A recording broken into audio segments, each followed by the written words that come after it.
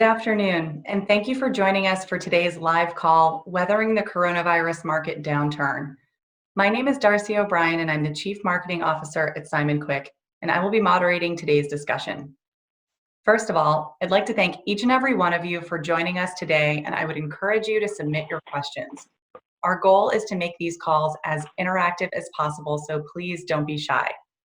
I also wanted to announce that, similarly to this week, next week's call will be held on Thursday, the 30th, instead of our usual time on Wednesdays. I also wanted to share that our head of financial planning, Bill Lalor, will be joining us on the call today. Later, he will respond to a question we've received on gift and estate tax planning.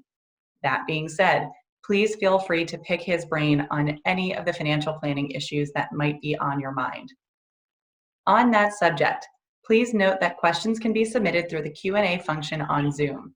You may also submit questions by emailing me at dobrien@simonquickadvisors.com. Please also note that this call is being recorded and will be posted to the resources section of our website tomorrow and circulated over email.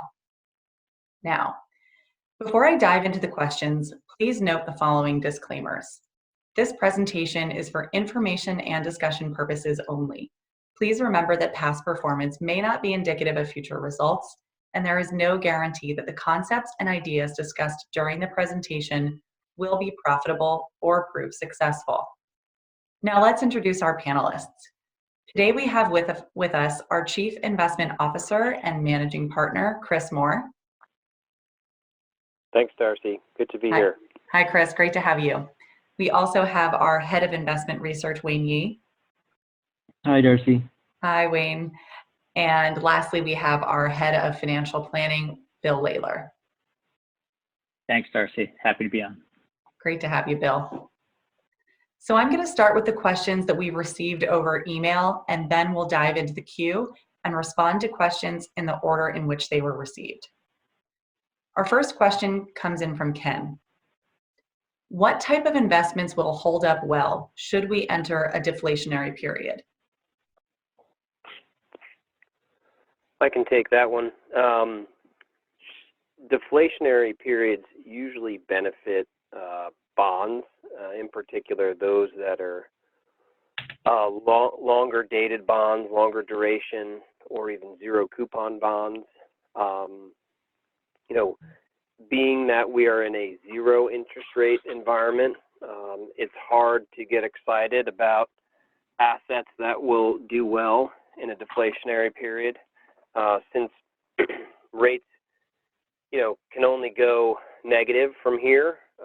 So as we think about positioning portfolios, we've included traditional fixed income in most portfolios, as we do think the low rate environment will continue to support fixed income returns. However, we are certainly mindful of the fact that there's only so much further rates can go, and not really banking on too much deflation in the intermediate term, even if we may get some here in the short term. So, our portfolios are positioned should we get some deflation, but we are cautious to not kind of overweight there, because the potential of missing out on returns elsewhere in other asset classes, should you be over positioned for deflation and we not get it, could hurt portfolios in aggregate. Thank you, Chris. Our next question comes in from Deborah, and she writes, Bank of America just raised its expectation for gold to reach $3,000, calling for an 80% rally in 18 months. Is that something we would consider investing in? Why or why not? This is Wayne, and I'll comment a little bit on that. It's not an uncommon question that we got in periodically, and particularly in periods of volatility. I did see the B of A piece, and I'm not saying it's right or wrong, but the number is pretty dramatic in terms of their kind of target expectations. And I think from an equity sell side piece, it's always to one's benefit to be a little bit more aggressive to kind of get kind of reader interest. But having said that, when we think about gold as an asset class, while it tends to be an ideal asset, or investors seek it in periods of volatility as a safe haven, over the long term, gold's kind of correlation to equities is zero. It's like essentially flat. So over the long term, there's no consistency in terms of how gold will exhibit its performance versus an equity portfolio. And I would say even in kind of periods of sell-offs, it's not like gold is immediately negatively correlated in those periods of volatility. I would say the reason why gold has been taking a big rally recently is because of the amount of kind of dollar printing we're seeing via a very accommodative kind of monetary policy. But if you look at gold and you look at the gold price charts, it sold off pretty dramatically in the beginning of March as well, just alongside equities. And then it started rallying alongside equities as people got more concerned about future inflation. So because it's inconsistent, it's hard to kind of make a conviction call to add gold, and how you would actually size that. I think it raised a lot of questions as well. Like, I could see the argument, maybe you mix it into a basket of kind of portfolio hedges, but if it's a small position, it's never going to be material enough, and you don't want a commodity, a fickle economy like a commodity like that to drive a big portion of your overall return. So I think if you stick with traditional asset allocation across equities, fixed income, and some of the alternatives, you'll get to the same place over time without needing to have that kind of line item. So with a volatility level that's kind of in line with or higher than equities, with correlations that are inconsistent versus the equity market, it's not very useful as a hedge in this kind of rally or the kind of the B of A price target. I don't see how they fully get there. The rationale is that there's so much potential inflation because of money printing across the globe, but that in itself doesn't necessarily mean that's going to rally the 80%. Like, I don't see how they get to the 80% specifically. So could it be stronger? Sure, maybe, but equities can be stronger as well on the back of that as well. So, yeah. Great. Thank you for sharing that, Wayne. Our next question comes in from our very own Les Quick. Hi, Les. And he writes, "It is looking like the economy will be reopened in stages. What does this mean for annual GDP? Also, oil has absolutely tanked. What is our perspective on energy markets?" This is Chris. I'll take the first half of the question and pass the second half to Wayne. It's certainly, we're starting to see some governors open certain states throughout the country, and you know, some may argue too soon, some may argue right on time.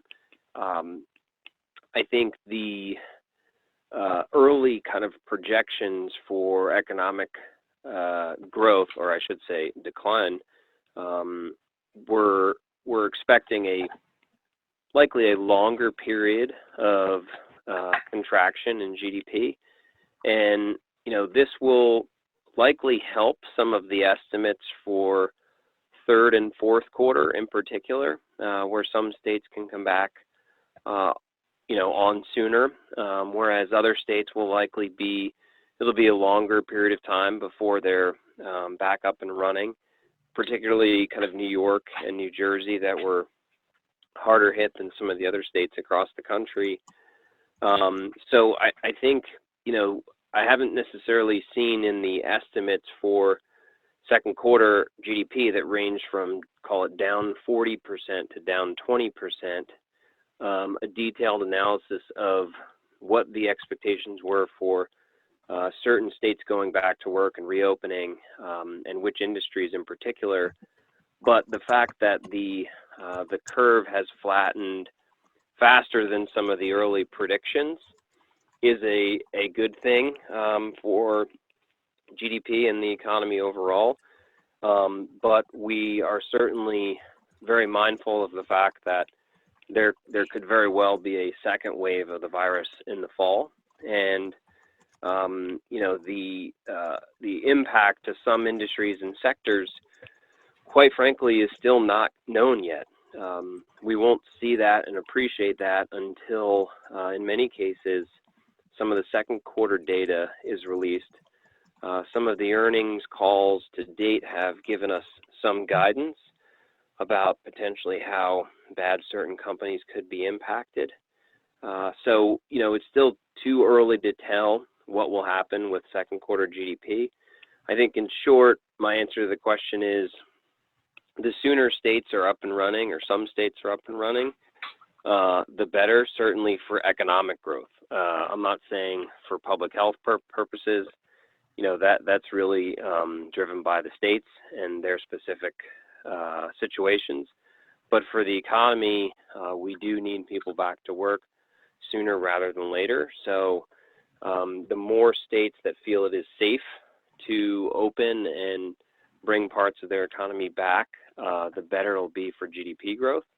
Whether or not it will be good enough to come in kind of lower than some of those dire or worst case scenarios for GDP that we had been seeing in the last couple of weeks, we're stating we don't know. That's kind of still very much going to be figured out, to be determined. Fortunately, along the way, we've had ample monetary and fiscal stimulus to support small businesses and to support consumers.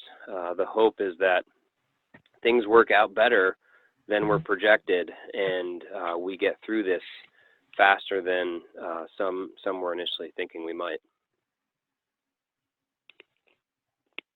I'll comment a little bit about oil. And I would preface it by saying that generally we want to know all the kind of topical headlines that hit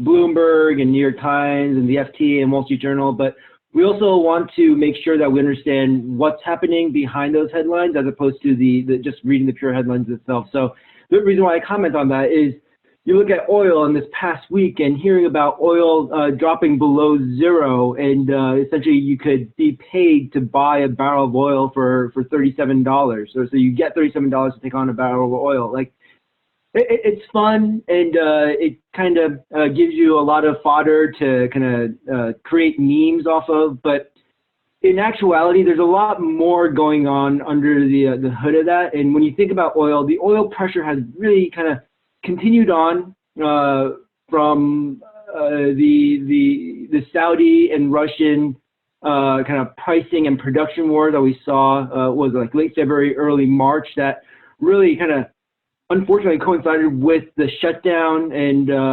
the stay-at-home mandates that kind of so it just really exacerbated the pain that we saw in the economy and in equity markets and across all markets. What we've experienced since then is more recently, both OPEC and Russia agreed to cutting back production and gradually raising those. Unfortunately, it's a little too late, given that we're already in a shutdown mode where there's excess supply, not enough demand, especially if kind of social distancing remains in place through the summer and impedes travel, whether it's for pleasure or for business. All that weighs in on the price of oil, and particularly kind of WTI versus Brent. There's some differences there too, but WTI being kind of more domestic and landlocked. If you can't store it, and if you don't have offshore tankers or kind of container boats, there's nowhere to put it. So there's just so much oil out there. So what happened was the May contract so oil that was set to be delivered in May, that one contract, so that expiration of that contract, that's where you saw that negative price. And when you look at USO, the ETF, or you looked at the generic pricing for oil, it all kind of gets tied to the most relevant and the nearest term open contract. And as that contract was about to expire and there was a glut of supply, the contract collapsed, and that's where you saw the negative price. When you think about oil prices looking forward, So now after May, now we're rolling into the June contract, and from that perspective, you're seeing the May contract. So the April contract expired. Now we're in the May contract. The oil prices are positive and had remained positive this entire time. So when you look at the latest contract, you're looking at $17 a barrel. When you look at the summer or late summer or looking at year-end oil contracts, futures contracts, you're looking at $29 a barrel. So that has been relatively more consistent since mid-March, looking at that mid to high $20s per barrel. So that's kind of looking through the near-term volatility, but I would say that it was a little bit sensationalist in the sense that you saw the most recent contract just expire, and that's what caused this big kind of whoosh down.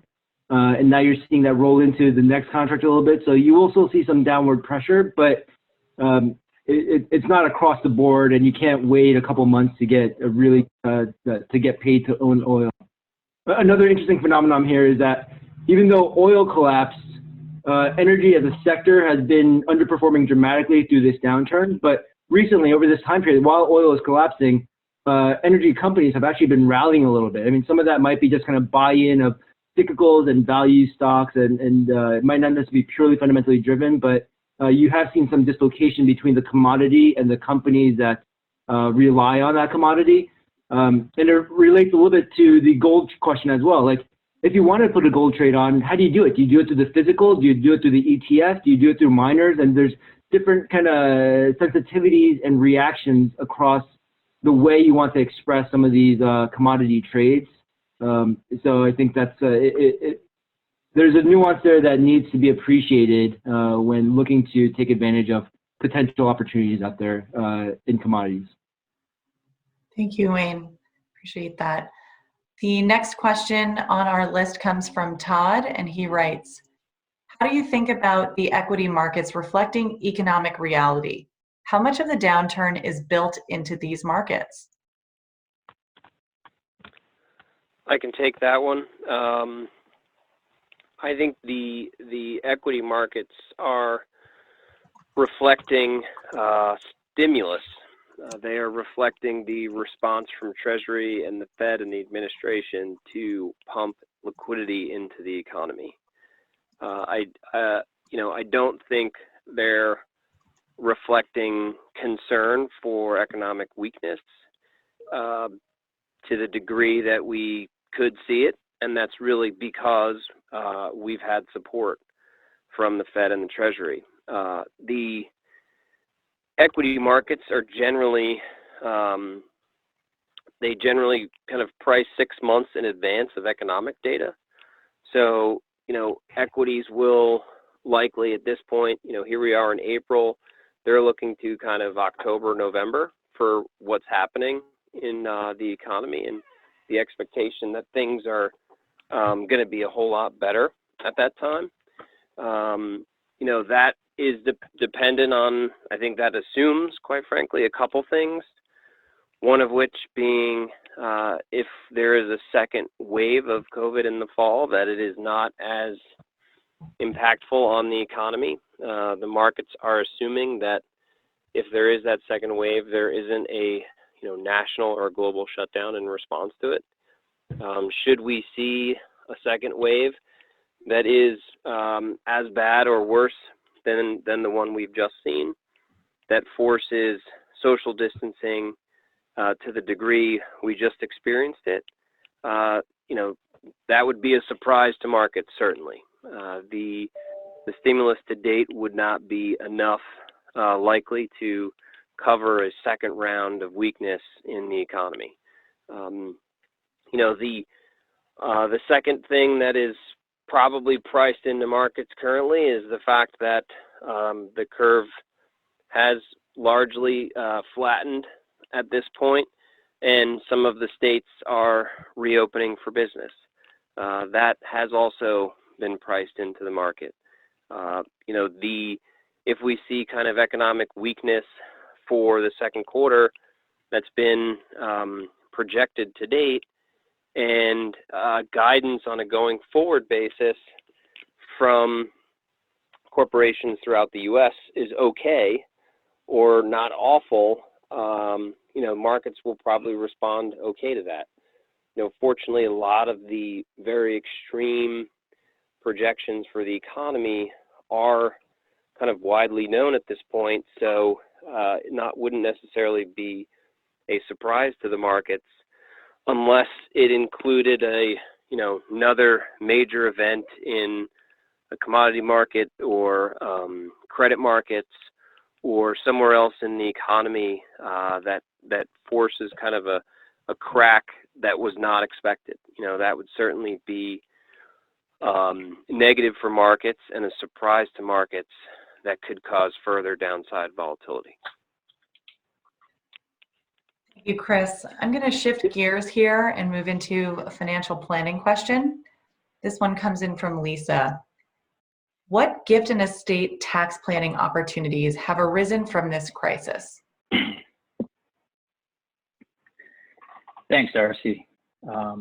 You know, although it may seem like an odd time to consider transferring wealth, you know, given that we're in the middle of a crisis and we continue to experience a lot of high market volatility and there's a lot of uncertainty out there, you know, but however, you know, this year may prove to be a unique time to leverage some estate and tax planning strategies before they disappear.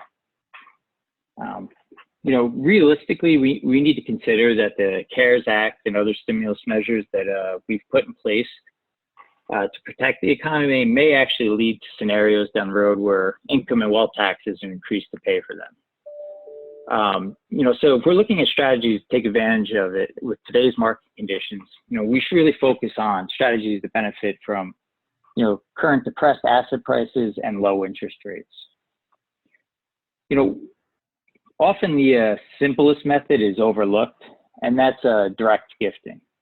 I mean, we're in a time of very high estate tax exemptions, and this goes for estate tax, gift tax, GST tax.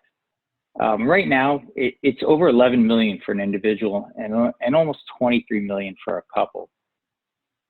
And these are set to sunset, the very latest in 2025, but they could potentially end sooner.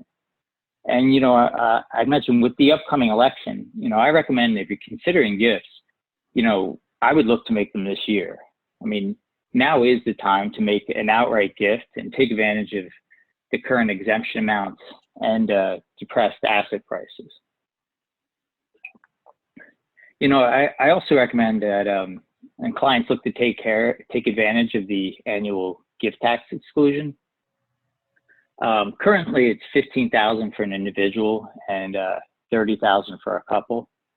If you gift a depressed asset, you can really maximize the value of this annual exclusion, and over time, it can be a significant wealth transfer. You know, think about low interest rates. Another interesting way to take advantage of low rates is intra-family notes. I mean, these are loans between family members. I mean, this is a very low-cost estate planning technique, and if they're properly structured, it allows family members to shift wealth from one family member to another without incurring a gift tax. And of course, these loans can be forgiven over time.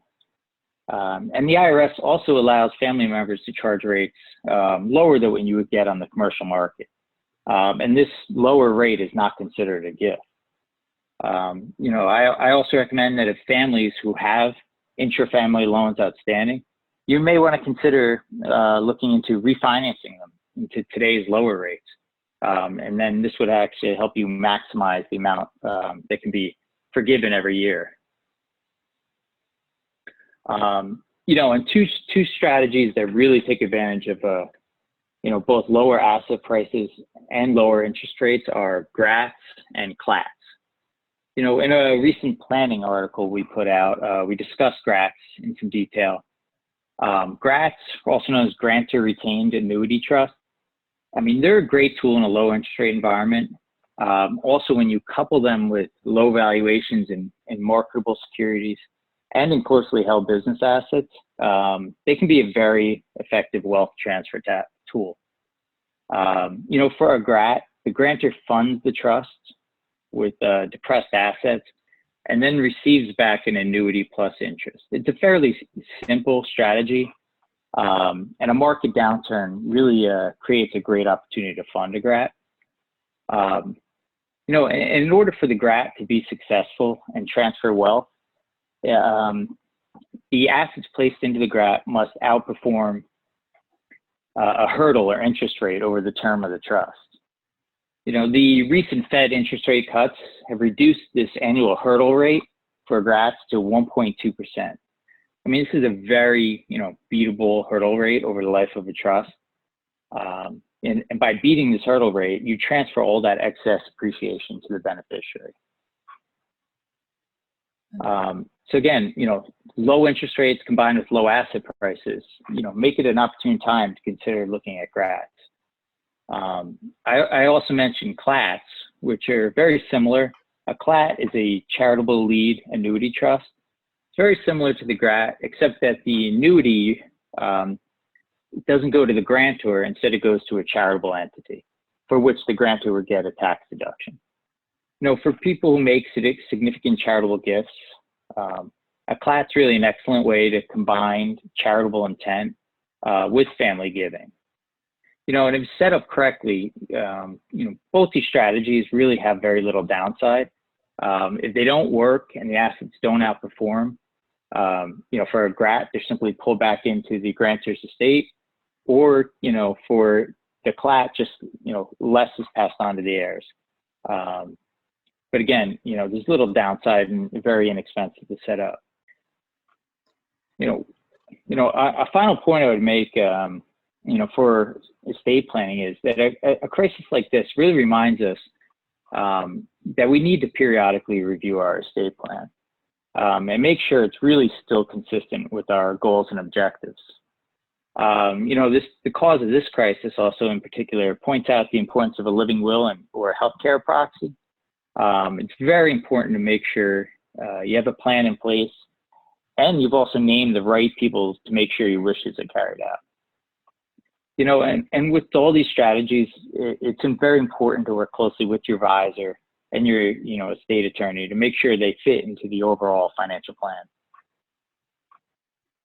Yeah, thank you, Bill. I know a lot of clients have been reaching out to their advisors, making sure their estate plans and wills are up to date. So it's a great reminder for people to use this time where many of us are working from home to address some of those items. For our participants on the call, we have one remaining question in the queue right now. So if you do have a question that you would like answered today, please go ahead and submit that, and I will go ahead and move on with that last question otherwise. So the next question relates to charitable giving. How has the CARES Act impacted charitable giving? Right. Thanks, Darcy. You know, the CARES Act did have some provisions, you know, for charitable giving. And, you know, this is an important year where a lot of people are looking to increase their giving. You know, normally in past years or in normal times, you know, we often recommend using appreciated securities to fund gifting. It tends to be the most efficient way. If you have a long-term appreciated asset, you get the deduction for the full market value. However, this year, you know, with asset prices being depressed, you know, we may look to some other areas. And as part of the CARES Act, you know, the Act increases the charitable deduction amount for cash contributions made directly to public charities. Normally, it's limited to 60% of an individual's adjusted gross income. However, this year, that limit can be up to 100%. It's important to note, though, that these cash contributions can only be made to a public charity. You can't make these contributions to a private foundation or a donor-advised fund. You know, and as I mentioned, you know, they didn't raise the limit when it comes to appreciated stock. So in this particular year, with the way asset prices are depressed, you may see a time where cash gifts make more sense.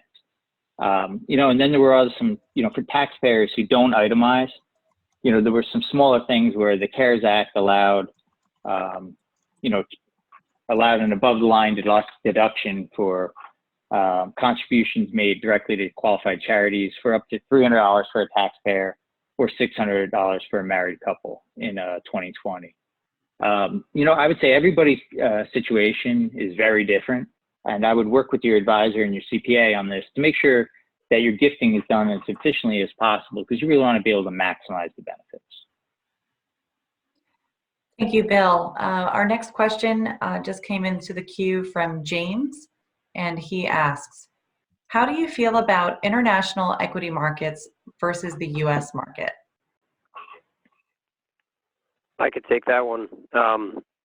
We've been overweight U.S. relative to non-U.S., and throughout this downturn have actually positioned more of an overweight to the U.S. relative to non-U.S. and emerging markets. Our view there is that we think the U.S. economy coming into this was stronger than many non-U.S. developed economies, and therefore better positioned to weather coming out of this pandemic and the economic impact of it. Also, our view is that the sectors in particular that will benefit most, technology and healthcare, tend to be kind of leading sectors within the U.S. Now representing close to 40% of the S&P 500 index, for example. So we've been of the view that those two sectors would benefit coming out of this more so than others, as they likely take, they have less of a correlation to a weaker economy, and as investors look to kind of invest more in healthcare in preparation for a second wave or the next pandemic, we think healthcare as a sector will likely benefit too. So we've maintained overweight to the U.S. relative to the rest of the world, and within U.S. A bias towards large cap stocks that tend to be a bit less volatile, lower beta than some of the smaller capitalization stocks, to weather what we think is likely more volatility ahead. Yeah, maybe just to add on a little bit more on there, even our thematic view is to focus in on quality companies, kind of defined as being kind of scalable, high quality operating margins, low leverage. We applied that kind of view in the international emerging markets as well, where we are underweight international markets, but we do have a high quality kind of growth oriented international equity manager that we have high conviction in, and it's one of the larger size positions in our portfolios. But as an asset class, we're underweight. That specific manager is something that stands out as a unique kind of value return driver for us. And same thing when you look at emerging markets. When you look at the emerging markets index, a lot of that composition does come from kind of financials or real estate or technology industries. And obviously we don't want to have an overweighting towards financials, because there is a cyclicality around there. Real estate in the age of kind of social distancing is definitely going through a transition.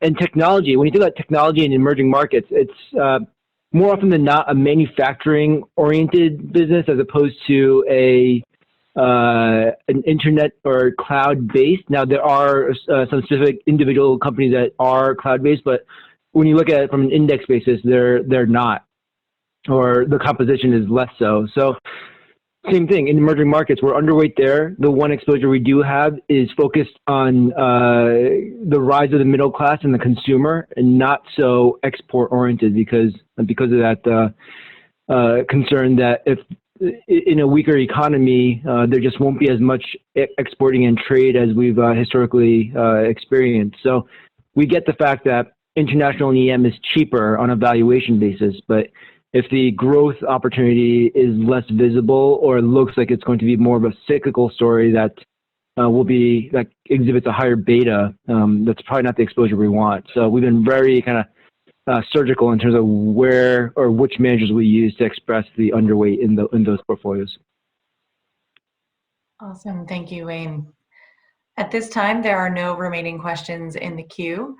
I'd like to thank everyone on the line for taking some time out of their day to participate in today's call. Thank you, Chris.